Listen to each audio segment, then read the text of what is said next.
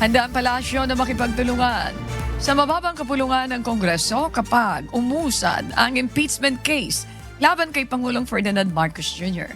Nai-refer na noong Lunes sa House Committee on Justice ang dalawang verified impeachment complaints laban kay PBBM. Naniniwala ang palasyo na pag-atake sa administrasyon ang paghahain ng impeachment complaint laban kay PBBM. Ayon kay Palace Press Officer Undersecretary Claire Castro, hindi lamang ang Pangulo ang maapektuhan nito, kundi maging ang ekonomiya ng bansa sa pagsasampa ng impeachment complaint. Hindi po mapapatigil ang Pangulo sa patuloy niyang pagtatrabaho para iangat ang buhay ng bawat Pilipino.